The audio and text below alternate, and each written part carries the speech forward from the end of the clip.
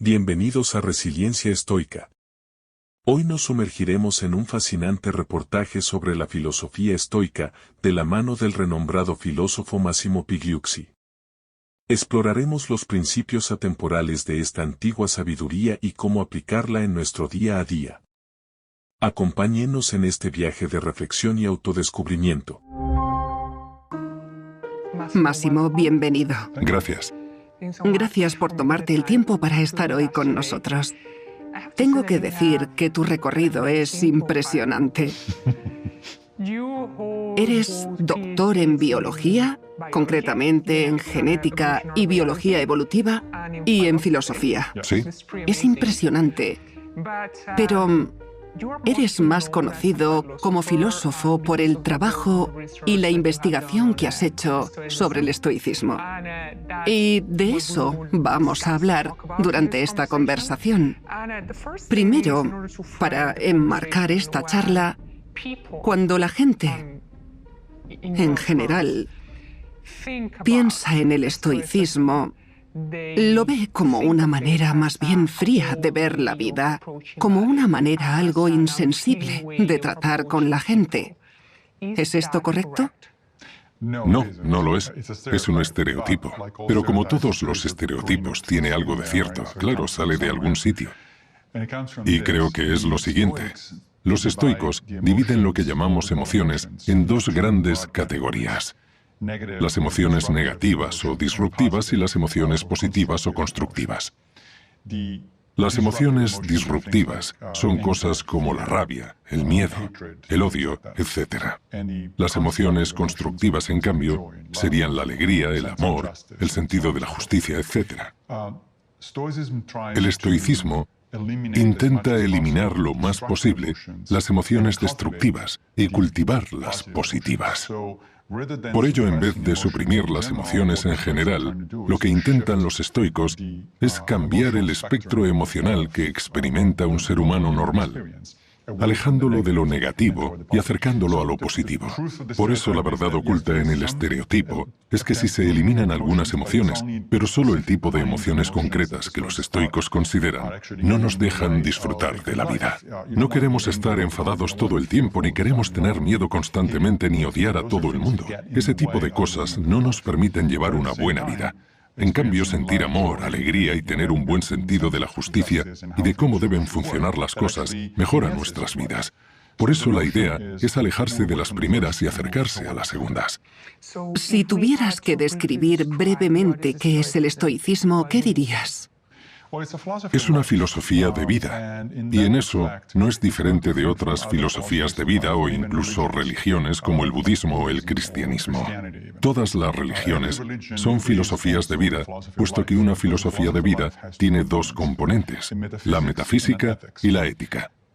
La metafísica se refiere a que de alguna manera entiendes cómo funciona el mundo. Si eres cristiano, el mundo fue creado por Dios de tal manera y por tal motivo. Y funciona porque Dios dice que tiene que funcionar así. Si eres budista, tu visión metafísica de por qué el mundo funciona será diferente. Si eres estoico, también, etc. El segundo componente es la ética. La ética dicta cómo te comportas en el mundo. Normalmente estas dos van de la mano. Es decir, si eres cristiano, yo crecí siendo católico. Si eres cristiano, no solo entiendes que el mundo se creó de una cierta manera, sino que debes comportarte como Dios dice que debes hacerlo. El estoicismo es simplemente una versión más de esto. Es una manera de orientarse en la vida. Específicamente, lo que diferencia el estoicismo de otras filosofías de vida o religiones es que empieza con una premisa muy importante y que, como práctica, se enfoca de dos maneras diferentes. Brevemente, la premisa de toda filosofía estoica es que debemos vivir conforme a la naturaleza, como decían los antiguos estoicos. Al oír esa frase, la gente empieza a pensar que tienen que ir desnudos por el bosque o abrazar árboles y cosas así. No es eso. No tiene nada de malo hacerlo si es lo que te gusta, pero no es eso. Vivir conforme a la naturaleza significa que los estoicos se preguntan a sí mismos: ¿qué tipo de seres son los seres humanos? ¿Qué tipo de organismos somos? ¿Qué nos diferencia de otros organismos? Todos los seres vivos intentan vivir conforme a su naturaleza. Si eres una planta, intentas que te dé el sol, porque es tu naturaleza como planta. Si eres un león, te comportas de cierta manera, porque es la naturaleza de un león. De acuerdo con los estoicos, la naturaleza de los seres humanos es fundamentalmente que somos seres sociales y que tenemos la capacidad de razonar. Somos sociales, es decir, podemos sobrevivir por nuestra cuenta si es necesario, pero solo prosperamos en sociedad, en contacto con otros cuando interactuamos con los demás. Y razonamos, pero eso no significa que siempre lo hagamos bien. De hecho, se podría decir que no suele ser así. Pero somos capaces de hacerlo. Somos capaces de razonar a niveles mucho más elevados que ninguna otra especie en la Tierra. Por eso, basándonos en estas dos premisas, que somos sociales y capaces de razonar, los estoicos concluyeron que una buena vida humana, una vida humana que vale la pena, es aquella en la que aplicamos la razón para mejorar la sociedad, para mejorar la vida en comunidad. Esa es la noción fundamental del estoicismo. Todo lo demás surge de ahí.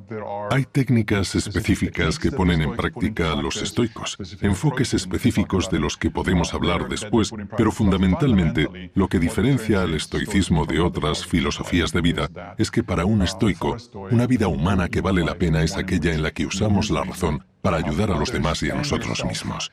No se hace una distinción fundamental entre uno mismo y el resto de la sociedad. Somos parte de esa sociedad. Si mejoramos como personas, estaremos mejorando automáticamente la sociedad y si trabajamos para mejorarla, nos estaremos mejorando automáticamente a nosotros mismos.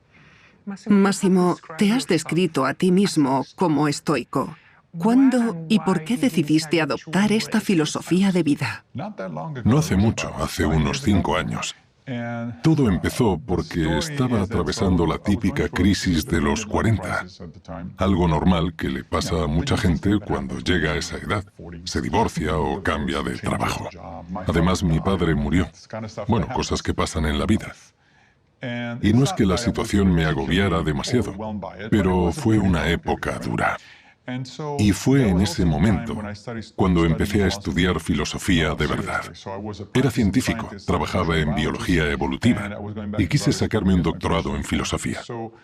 No se puede empezar a estudiar filosofía, incluso a esos niveles en que es una filosofía más técnica, sin pasar por cosas más básicas como el significado de la vida, la ética, cómo vivir la vida, etc. El estar pasando por una crisis personal a la vez que estudiaba filosofía me hizo pensar que podría haber cierta manera de encontrar respuestas, cierta manera de pensar que fuera útil para mí. Cuando me puse a investigar, vi con claridad que la mejor candidata, al menos para mí, era algo que en filosofía se llama ética de la virtud. La ética de la virtud es un enfoque de la vida que te dice, básicamente, que debes mejorar como persona. Esa sería la idea básica. Cuando empiezas a estudiar este tipo de ética encuentras varias opciones porque en las antiguas Grecia y Roma había varias escuelas de ética de la virtud.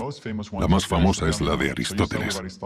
Empiezas con Aristóteles. Me puse a leer y pensé, vaya, es interesante. Y que decía cosas muy interesantes, pero no tenía muchas aplicaciones prácticas. No había una manera clara de transferir las ideas de Aristóteles a mi día a día.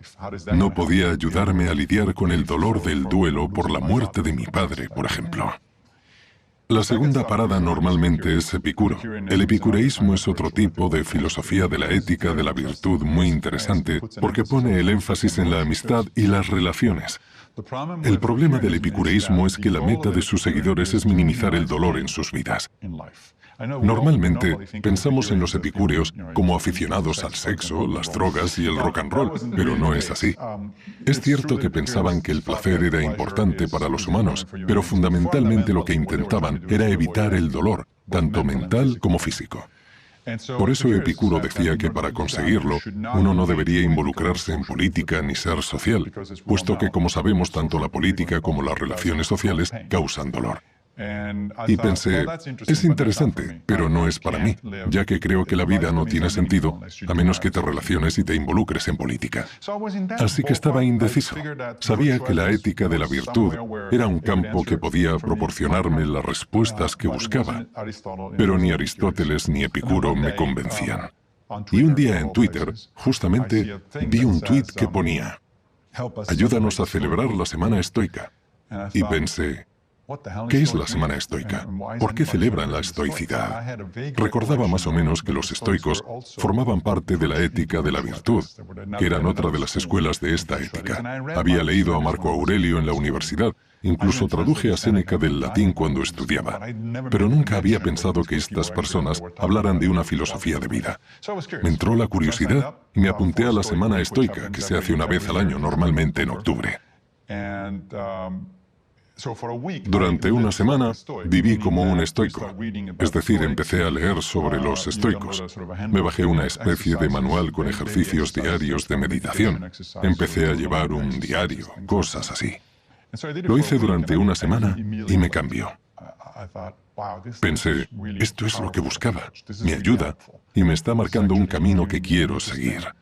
Así que al final de la semana decidí seguir así durante otro par de meses, como experimento personal, y después de eso durante otro año.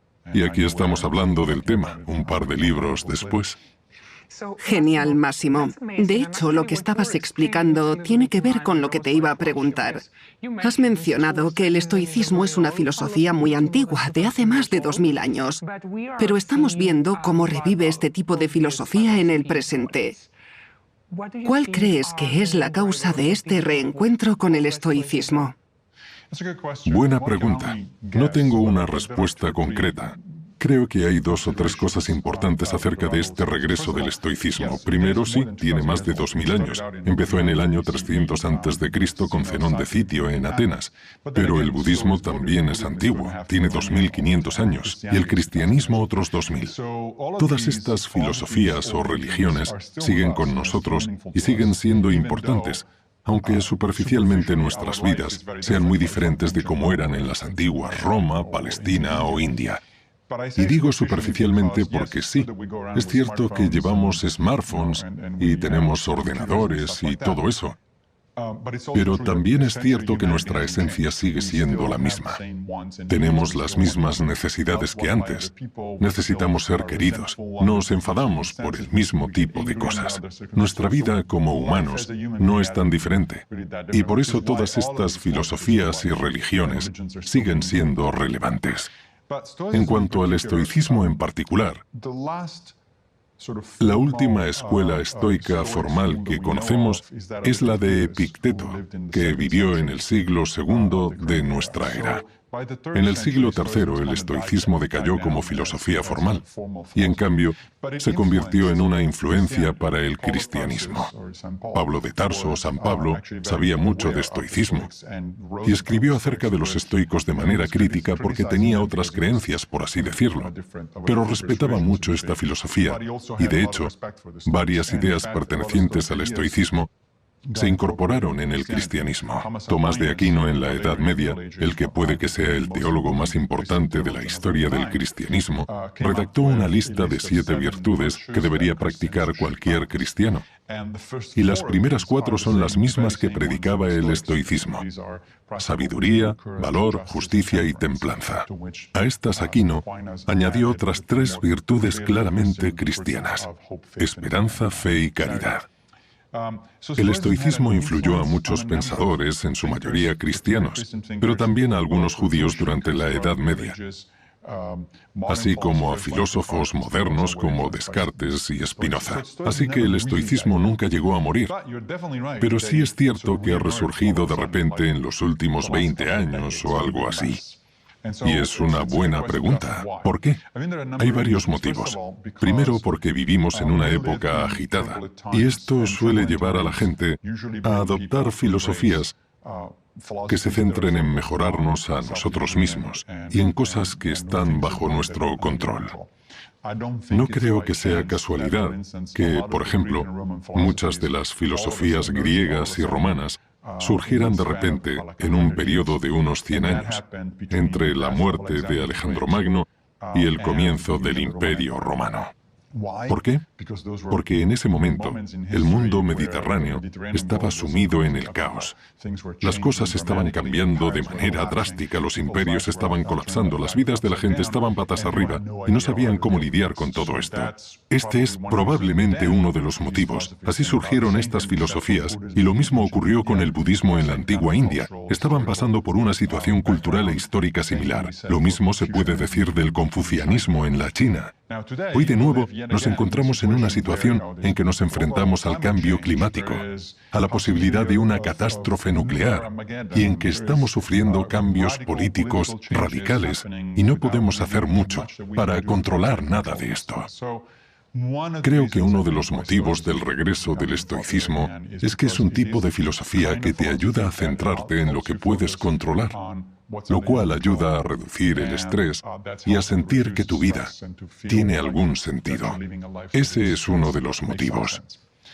Otro es que ciertas corrientes de psicoterapia modernas que evolucionaron durante el comienzo del siglo XX, y especialmente en los años 50 y 60, se inspiraron en el estoicismo. La más obvia es la terapia cognitivo-conductual, que es un tipo de psicoterapia muy importante hoy en día. Es una práctica basada en evidencias, es decir, hay pruebas empíricas de que funciona. La terapia cognitivo-conductual surgió a finales de los 50 o principios de los 60. Dos de sus fundadores se inspiraron de manera directa en los estoicos.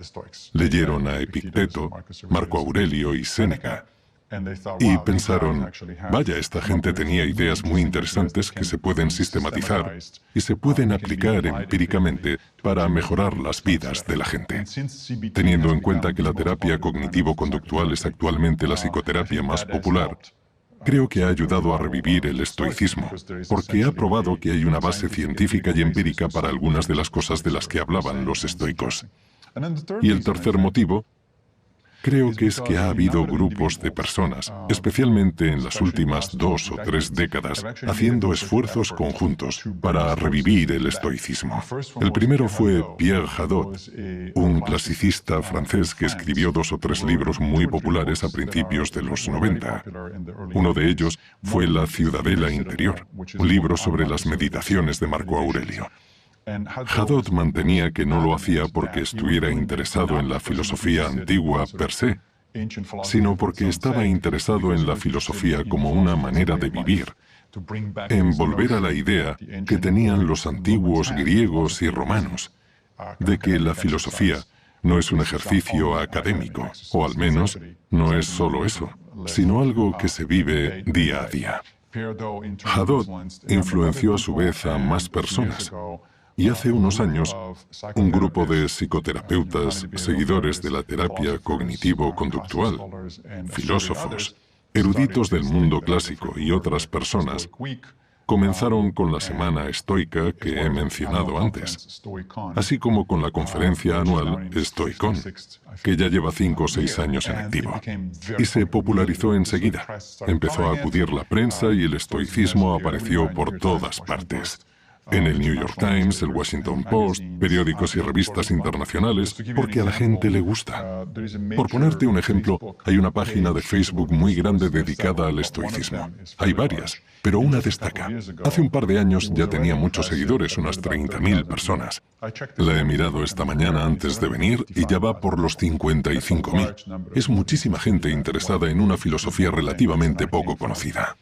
Entiendo, Máximo, que porque vivimos, como has dicho, en una época complicada, la gente quiera encontrar referencias o maneras de vivir que hagan sus vidas más fáciles o que intenten minimizar la ansiedad que nos producen las cosas que están fuera de nuestro control. Pero lo que veo es una tendencia a llevar todo esto al extremo. Me explico. Sobre todo en lugares como Silicon Valley, vemos a CEOs, gente que trabaja en el sector multimedia y tiene muchísimo dinero, mostrando orgullosos al mundo lo que sufren al ducharse con agua fría por las mañanas al no comer durante largos periodos de tiempo o al aislarse de cualquier contacto humano durante días. ¿Por qué esta necesidad de mostrar cuánto sufren al resto del mundo? Tienes razón, es un extremo y de hecho no solo es un extremo, sino que no es estoicismo, aunque estas personas digan que lo practican. Yo lo llamo estoicismo, pero con el símbolo del dólar, lo cual claramente no se parece en nada al original. Primero sí, esto ocurre, pero no es algo típico únicamente del estoicismo. El budismo tiene un problema similar con el mindfulness, con el hecho de que el mindfulness se haya convertido en un producto que sirve para resolver todos los problemas que se te ocurran. El budismo tiene ese problema, el cristianismo tiene otro problema similar. Hay algo llamado los evangelios de la prosperidad, y la gente usa estos evangelios para hacerse rica. Cualquier buena idea puede convertirse en una mala si se la entiende mal o se usa para un fin para el que no fue creada. En el caso concreto de Silicon Valley, el problema con el enfoque que se ha hecho del estoicismo es el siguiente. El estoicismo es tanto una filosofía de vida como una serie de técnicas. Como filosofía de vida, te dice que debes vivir, como he dicho antes, conforme a tu naturaleza, es decir, usando tu capacidad de razonamiento para mejorar la sociedad, lo cual significa mejorar la vida de los demás. Pero también es una serie de técnicas. Cosas como someterte a ejercicios de privación moderada para conseguir un objetivo concreto. Por ejemplo, el ayuno o las duchas frías. Y todo esto pretende ejercitar nuestra gratitud. Están ahí para recordarnos que deberíamos agradecer el hecho de que tenemos agua caliente siempre que queramos, de que tenemos comida disponible a nuestro antojo, etc. Son técnicas como el escribir un diario con nuestros pensamientos cada día con cuestiones específicas en mente, como puede ser el evaluar nuestro comportamiento respecto a las 4 virtudes cardinales del estoicismo. Son técnicas, y las técnicas pueden separarse de la filosofía.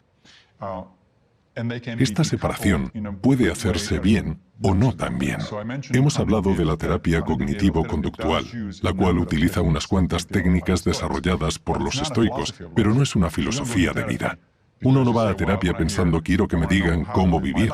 Uno va a terapia porque tiene un problema en específico, una fobia en particular, una depresión, lo que sea.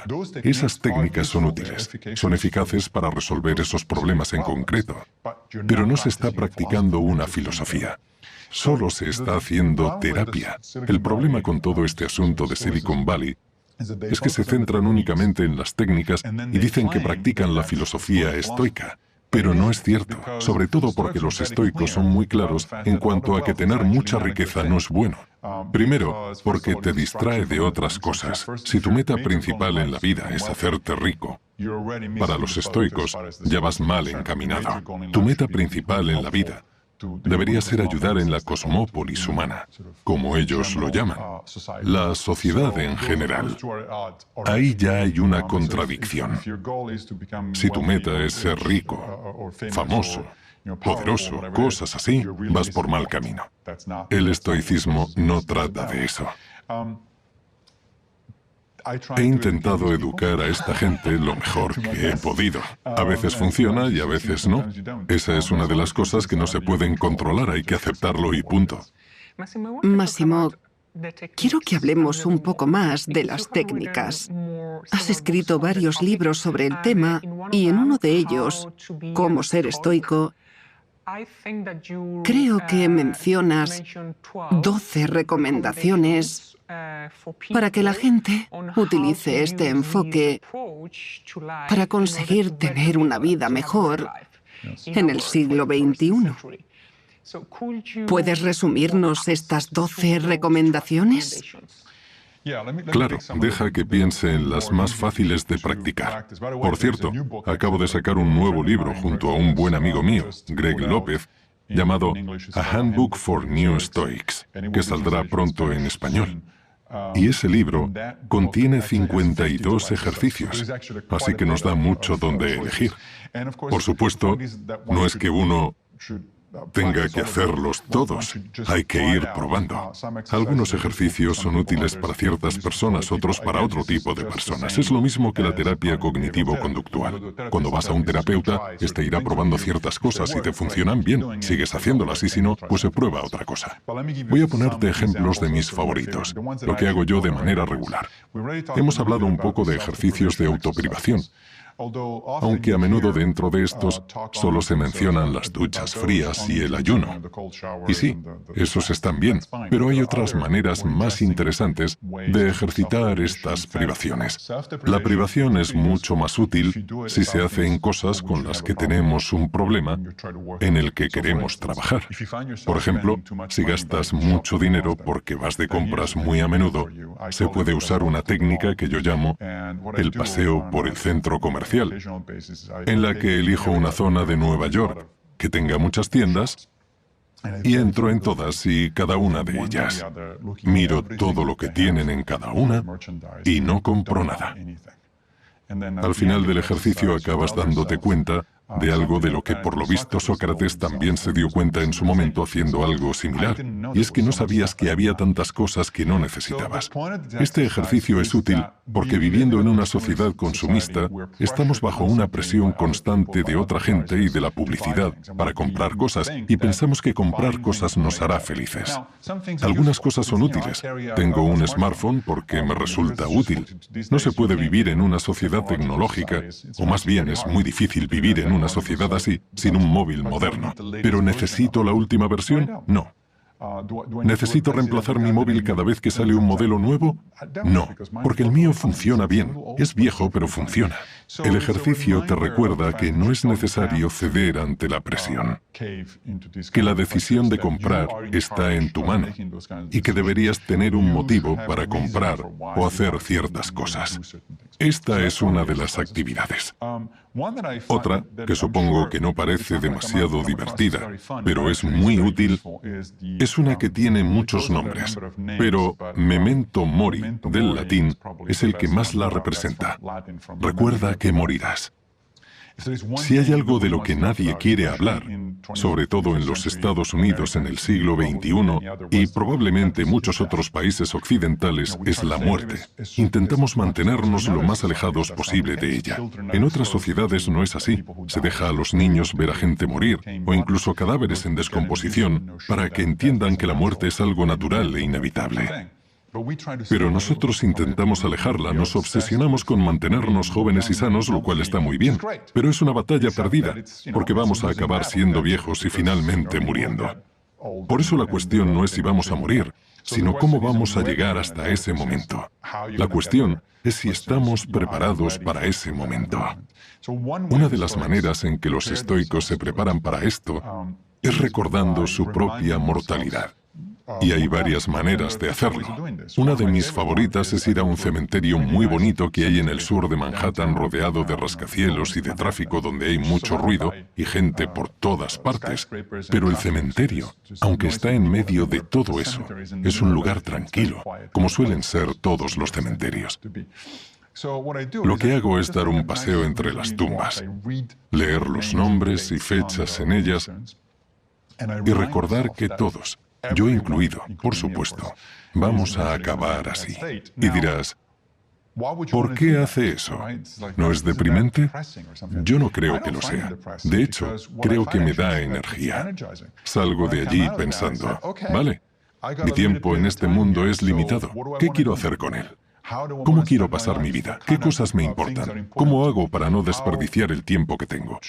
No sé cuánto tiempo tengo. Podría morir de aquí a unas décadas, a unos años. Mañana, ¿quién sabe? Entonces la pregunta es, ¿qué quieres hacer mientras tanto? ¿Cómo quieres pasar tu vida? ¿Cómo puedes llegar a tu lecho de muerte para que al mirar atrás pienses, ¿lo he hecho bien? Creo que es un ejercicio muy útil. Posiblemente el ejercicio más útil que hago de manera asidua es llevar un diario. Los diarios tienen mucha historia detrás. Las meditaciones de Marco Aurelio son sus diarios, así usaba él esta técnica que es incluso más antigua. Pero es muy útil si se hace de cierta manera. Llevar un diario no solo escribir lo que nos pasa cada día. Escribir, hoy he ido a la playa o cosas así, no es algo relevante para los estoicos. Bien por ti, has ido a la playa. Pero ahí no hay balance ético. No cuenta nada interesante, o mejor dicho, importante, sobre cómo debes vivir tu vida. Hay distintas maneras de llevar un diario. Tanto Séneca como Epícteto son muy claros acerca de cómo hacerlo, y nos dan instrucciones.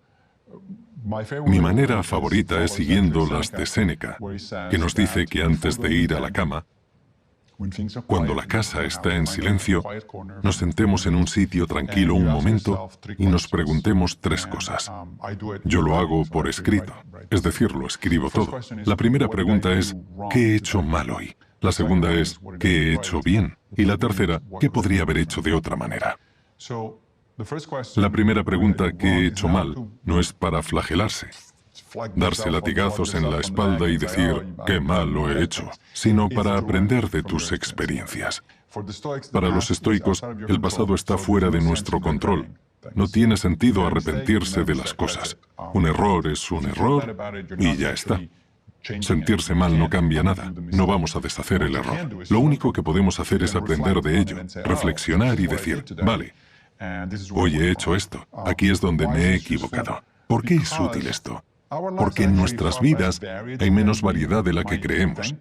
Tendemos a vivir las mismas situaciones una y otra vez, por lo que tendemos a cometer los mismos errores una y otra vez. Si prestamos atención a cuáles son esos errores, entonces es posible, o más probable, que la próxima vez actuemos de manera diferente. La segunda pregunta es, ¿qué he hecho bien? Hay 2 motivos para preguntarse esto. El primero es darnos una palmadita en la espalda. Muy bien hecho. A todos nos viene bien el refuerzo positivo. Pero el segundo motivo es que así tendremos 2 posiciones que contrastan entre sí. Lo que no queremos hacer, nuestros errores, y lo que sí queremos, las cosas que estamos haciendo bien. Se supone que día a día, prestando atención a estas cosas, vamos a ir progresando y alejándonos de una para acercarnos a otra. Esas son las 2 primeras. La tercera pregunta es, ¿qué podría haber hecho de otra manera? De nuevo, no se trata de arrepentirse y decir, debería haber hecho tal o cual, sino que nos ayuda a planear el futuro. He cometido un error, vale, en las mismas circunstancias, ¿cómo puedo actuar mejor? Por ejemplo, yo soy profesor. E igual uno de mis compañeros o uno de mis estudiantes me está haciendo enfadar y reacciono tratándole mal. No he hecho lo correcto. ¿Qué puedo hacer mejor en el futuro? Pues ahora ya sé que es de esperar que pase ese tipo de cosas. Si ya lo espero, puedo reaccionar de manera más positiva y decir, bueno, está estresado, o no entiende bien lo que le estoy diciendo, voy a intentar explicárselo mejor en vez de enfadarme. Enfadarse y contestar mal a alguien no ayuda a nadie. Nadie responde bien cuando le hablan mal. Por eso, si reflexionamos sobre estrategias que podemos emplear para reaccionar mejor ante una situación en particular, esto nos puede ayudar mucho. Esta es una técnica muy importante del estoicismo. Otra de mis favoritas tiene que ver con lo que los estoicos llaman vista desde arriba, que es básicamente una manera de ver las cosas en perspectiva. Tendemos a vivir en el momento y pensar que lo que sea que esté pasando, si es malo, es una catástrofe. Decimos, esto es horrible. ¿Cómo me puede estar pasando esto a mí? Y hablo de nimiedades, como que el metro se retrase 10 minutos. Dios, es horrible, ¿cómo voy a vivir si el metro se retrasa tanto? Bueno, pues viviendo, no es tan difícil. Pasa siempre. ¿Por qué te sorprende que el metro llegue tarde? Si acaso deberías alegrarte de que sean solo 10 minutos. Esta vista desde arriba es una manera de recordarnos que tenemos que poner las cosas en perspectiva. Y es una técnica que también se usa en la terapia cognitivo-conductual. Los terapeutas la llaman catastrofizar. Lo convierten en un verbo y se refieren a que al convertir todo en una catástrofe, estamos haciendo un juicio de valor sobre cosas que no son para tanto y convenciéndonos de que sí lo son. Al convencernos de que son terribles, nos ponemos aún peor, y esto se convierte en una espiral que nos lleva a enfadarnos. En vez de eso, podemos intentar pensar de otra manera y decir, vale, vamos a poner las cosas en perspectiva. Me estoy quejando de que el metro llega 10 minutos tarde, pero soy uno de los poquísimos humanos con la suerte de tener acceso al metro en toda la historia de la humanidad. Durante la mayoría del tiempo, la gente tenía que ir andando o ir a caballo, si es que tenían la suerte de tener uno. En cambio, nosotros podemos ir de Manhattan a Brooklyn en menos de una hora, gracias a este artilugio tan genial que va por debajo de la tierra y funciona casi siempre. Poner las cosas en perspectiva nos ayuda a lidiar con estas situaciones y nos recuerda que dentro de lo que podría haber pasado, tampoco es para tanto. O digamos que te pasa algo malo, que tienes un amigo y vuestra relación está pasando por un mal momento y vuestra amistad es importante, así que te pones mal. Bueno, siempre puedes recordar que le pasa a todo el mundo, no solo a ti. No es que el universo esté en tu contra, es algo totalmente normal. Las parejas rompen, los amigos se van, las cosas cambian. De hecho, Marco Aurelio decía que el cambio era la única constante de la vida. Si esperamos lo suficiente, todo cambia. Eso no significa que el distanciamiento con tu amigo o los problemas que tengas en alguna de tus relaciones no sean un problema. Lo son, pero si lo pones en perspectiva puedes decir, vale, voy a ver si puedo hacer algo constructivo y positivo al respecto. Y si no, tampoco es el fin del mundo. Las relaciones se acaban, tanto en pareja como amistades. Esas cosas pasan, y no es una catástrofe. Vas a sobrevivir y vas a estar bien otra vez. Vendrán otras personas, tendrás otros amigos, tendrás más relaciones. Esta vista desde arriba pone las cosas en perspectiva. Se llama así porque tienes que verte desde arriba, desde la distancia, para poder ver las cosas de una manera más normal y razonable, a la par que amplia. Massimo, una de las cosas que más me sorprendió del estoicismo, creo que la has dicho tú, corrígeme si me equivoco, es que nadie hace algo malo a propósito. Ya. Que el mal proviene de la ignorancia. Me gustaría que me contaras más sobre esto. Sí, y cada vez que lo digo se enfada alguien.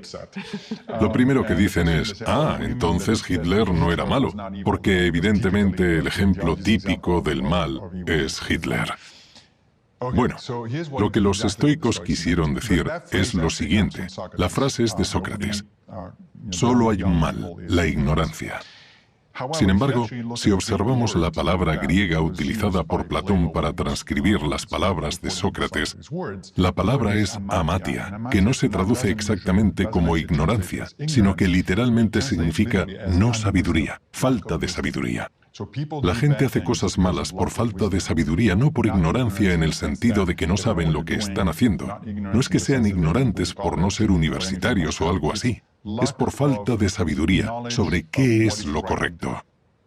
La sabiduría, después de todo, al menos una de sus definiciones, es el conocimiento de lo que es correcto y lo que no. Incluso tras explicarlo, mucha gente sigue enfadándose y sigue diciéndome que si estoy diciendo que Hitler era poco sabio, que era malo y punto. Pensémoslo así. La mayoría de la gente diría que casi todos los que hacen cosas malas no se dan cuenta de que están mal. El típico villano que se despierta por la mañana, va al espejo y se pregunta, ¿qué cosas malas puedo hacer hoy? Eso es Disney, eso pasa en los dibujos, nadie hace eso, seguramente ni Hitler. De hecho, sabemos mucho sobre Hitler, porque escribía lo que pensaba, y tenemos muchos documentos, cartas y testimonios de otras personas. Él pensaba que tenía razón, que Alemania había sido despreciada tras la Primera Guerra Mundial. Y es cierto. De hecho, todos los historiadores lo reconocen. Pensaba que los mayores culpables eran los judíos, y ahí no tenía razón, pero pensaba que tenía motivos para hacer ciertas cosas. Creía que estaba haciendo un bien a la población alemana al intentar resolver esos problemas de cierta manera. Vale, ¿esto era un error? Sí, desde luego, no cabe ninguna duda.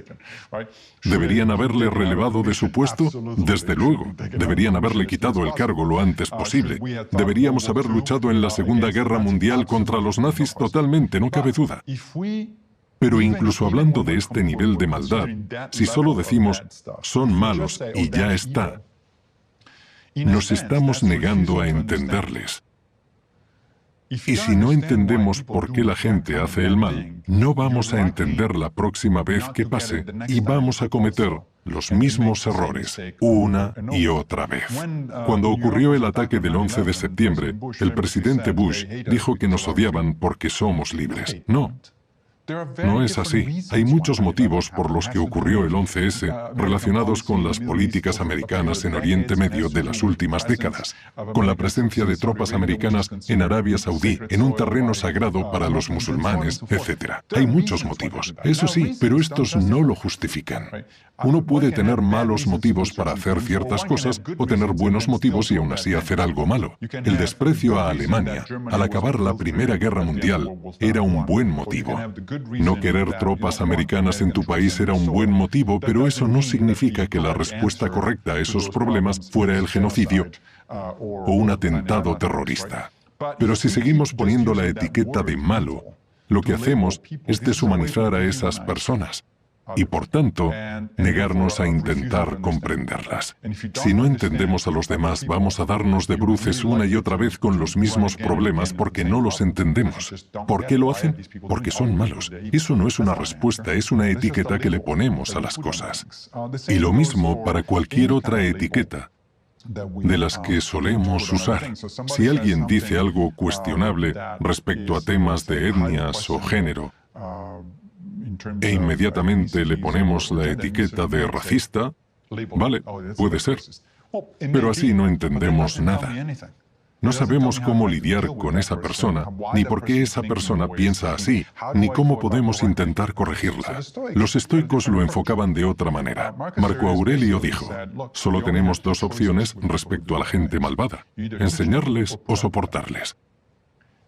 La primera opción es enseñarles. Hay que intentar explicar las cosas a la gente. Intentar que vean que lo que están haciendo no es lo correcto. Si no se puede, porque a veces las personas no escuchan o no quieren aprender, tendrás que soportarles. Si su comportamiento es violento y destructivo, se les aparta de la sociedad. Los estoicos no tenían ningún problema en utilizar la violencia si era necesario, pero era siempre la última opción. Y los estoicos no son los únicos que lo enfocan de esta manera. Los cristianos a menudo dicen odia al pecado, no al pecador, y la idea es la misma. No se persigue a la persona. Y si es necesario, se le impide volver a hacer cosas malas. Pero no vas detrás de él diciendo, es malo, una mala persona. No, dices, se ha equivocado, no sabía hacerlo mejor. Voy a impedir que haga lo que fuera a hacer, pero voy a intentar recuperarle como persona, en vez de encerrarle y tirar la llave. Massimo, hay un par de cosas que creo que se han convertido en cosas características de la sociedad en que vivimos en el siglo XXI, esta sociedad tan tecnológica.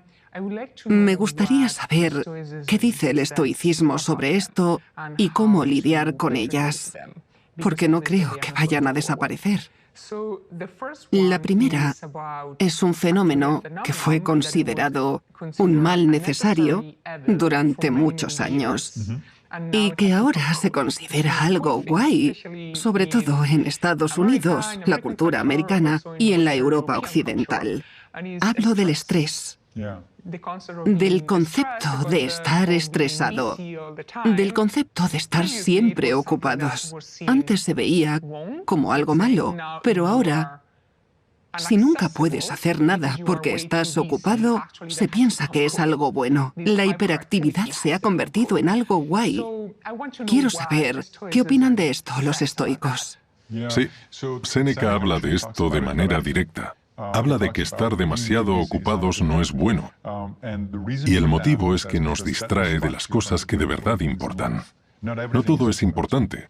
Solo porque estés haciendo algo no significa que sea algo bueno, algo útil, interesante o significativo. Por eso los estoicos tienden a centrarse y prestar atención a lo que hacen y sobre todo por qué lo hacen. Estar ocupado porque sí, o para aparentar estar ocupado, es una tontería. Todo el mundo puede estar ocupado haciendo cosas sin sentido o que no sirven para nada. Preguntémonos lo siguiente. Si hoy fuera mi último día, ¿querría estar haciendo esto? Este es uno de los ejercicios que proponemos mi amigo Greg y yo en el nuevo libro. Pedimos a la gente pasar una semana prestando atención a lo que hacen durante el día para por la noche hacer una lista de al menos 3 actividades a las que dediquen varias horas y preguntarse primero si esas actividades están mejorando sus vidas y segundo, si querrían hacerlas si fuera su último día de vida. Es un ejercicio interesante. No es necesario tomárselo literalmente. No está diseñado para que nos pongamos a pensar muy seriamente en nuestro último día, sino que es un experimento.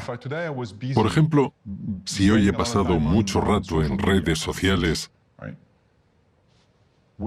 ¿querría pasar así mi último día en este mundo? Seguramente no. La mayoría de gente diría que no. Bueno, pues si la respuesta es que seguramente no, podemos quitarle tiempo a eso. Es una señal de que es una actividad a la que no queremos dedicar tantas horas. Estar ocupado simplemente por estarlo, estresarnos por mandar un mensaje a los demás de que valemos para algo, de que nuestro tiempo es valioso, no tiene sentido.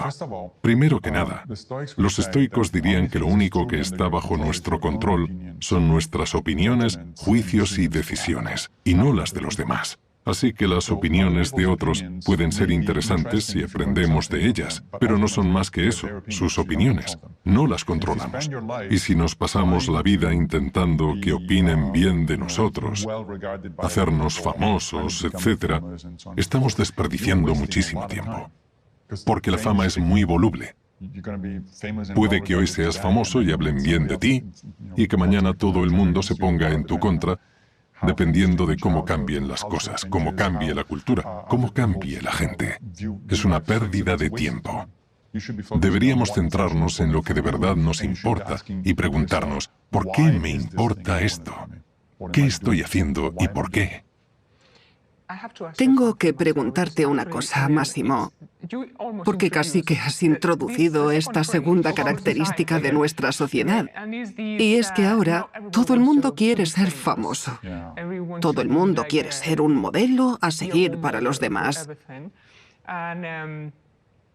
Y hay una herramienta nueva, una herramienta moderna que utilizamos todos, que son las redes sociales. Se han convertido también en una fuente de estímulos constantes que no siempre son buenos. Querría saber tu opinión y qué dice el estoicismo sobre esto. Sí, eso es. Las redes sociales son herramientas y como cualquier herramienta se pueden usar bien o mal. Si tienes un martillo y lo usas para clavar cosas en la pared, es un buen uso del martillo. Pero si lo usas para ir pegándole a la gente con él, pues ya no lo estás usando bien. Lo mismo pasa con las redes sociales. Yo, por ejemplo, las uso bastante, pero principalmente por 2 motivos. Uno es mantenerme en contacto con mi familia en el extranjero, porque la mayoría de mi familia vive en Italia y yo vivo en Nueva York, así que es difícil mantenernos al día. Me gusta poder ver fotos o vídeos de mis sobrinos, por ejemplo, y cosas así. Pero tengo presente que ese es mi tiempo en familia y por lo tanto debe ser limitado. Lo hago solo unos minutos al día y ni siquiera todos los días porque no hace falta más. Si lo hiciera de manera regular, se convertiría en una pérdida de tiempo porque tampoco me hace falta ver tantísimos vídeos y fotos de mis sobrinos. Y nunca me pongo a ver fotos de gatos. No creo que sea un buen uso de mi tiempo. Tengo claro cómo es un gato. El motivo principal por el que uso redes sociales es para trabajar. Utilizo las redes sociales, por un lado, para promocionar mis trabajos, tanto libros como artículos, podcasts, vídeos, lo que sea. Las redes sociales son un buen sitio para decir a la gente, oye, si te interesa, puedes ver esto. También las uso para seguir a personas a las que considero interesantes, porque publican cosas que quiero leer, quiero ver, etc. Pero sigue siendo algo relacionado con el trabajo y hay que poner unos límites. No lo hago durante horas y horas cada día, porque si lo hiciera, no pasaría ese tiempo leyendo esos libros o artículos, o viendo esos vídeos y podcasts. Si sigo en las redes sociales, acabo perdiendo el tiempo. Los estoicos dirían dos cosas. Primero, que una herramienta es eso y nada más, y cada uno tiene la opción de usarlas bien o mal. La herramienta no te va a decir cómo usarla. Los discursos de Epicteto empiezan con una frase muy interesante que dice, «Tienes dinero, ¿qué vas a hacer con él?». El dinero no te lo va a decir porque el dinero también es una herramienta. No acumulamos dinero por tenerlo acumulado y ya eso no tiene sentido. Queremos dinero porque queremos hacer cosas con él. Queremos comprar una casa, comprar un coche, hacer algo, ir de vacaciones, sea lo que sea. No queremos tener dinero por tenerlo. El dinero no nos va a decir cómo usarlo correctamente. Eso depende de nosotros. Y eso se aplica a cualquier herramienta que usemos en la vida, incluyendo las redes sociales. En cuanto a la fama, Marco Aurelio habla mucho de este tema. Recordemos que era emperador, por lo que era literalmente la persona más poderosa del Imperio Romano en ese momento. Y le preocupaba el hecho de que otras personas le adularan para acercarse a él y obtener algún tipo de beneficio. Tenemos bastantes pruebas de fuentes independientes de que siempre intentaba ser lo más justo posible al tratar con la gente, pero siempre estaba bajo mucha presión de esta gente que le adulaba. En sus meditaciones escribe una y otra vez. Recuerda, Alejandro Magno era mucho más importante de lo que eres tú, y aún así murió. Ser famoso no le sirvió para nada. Y de hecho, mucha gente se centra tanto en el tema de la fama que pierden el control y se olvidan de lo que realmente es importante para ellos. De nuevo preguntémonos esto. Si llego a mi último día y miro hacia atrás, ¿de qué cosas puedo estar orgulloso? Hoy tenemos respuestas para esto, porque hay psicólogos que han estudiado qué piensa la gente que está a punto de morir. Y te garantizo que no es cuántos seguidores tienen en Twitter. Lo que piensan es, ¿he hecho algo significativo con mi vida? ¿Cómo han sido mis relaciones y mis amigos?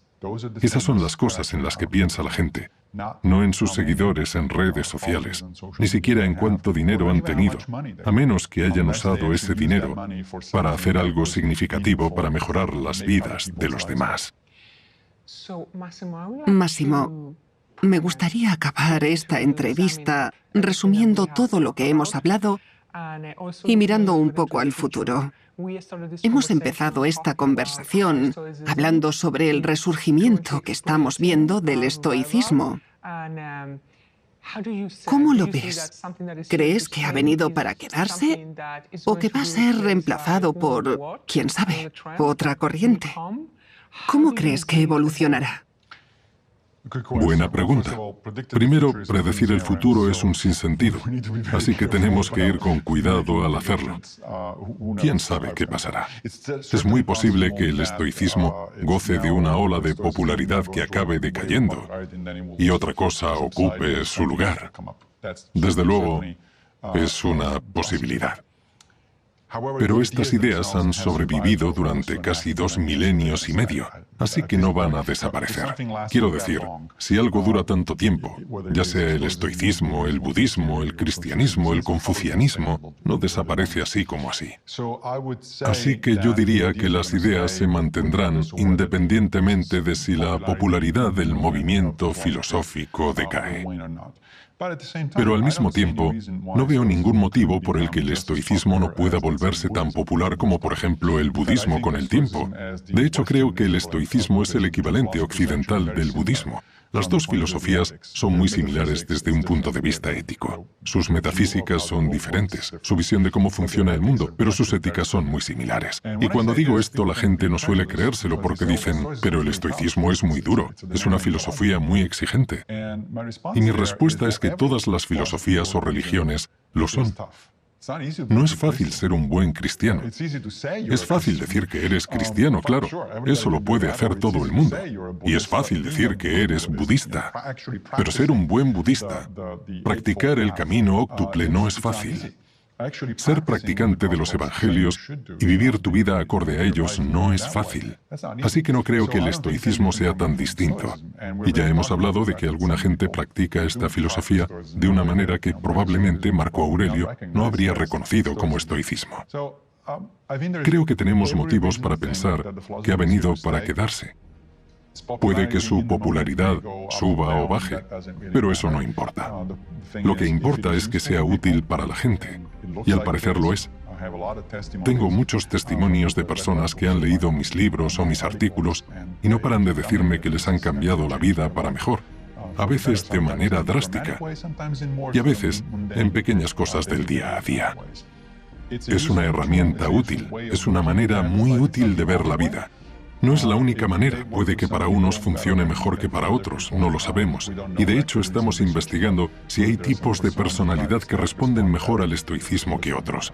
Pero lo que supongo, y en parte espero, es que vaya a durar mucho, porque creo sinceramente que es algo bueno. Muchas gracias, Massimo. A vosotros.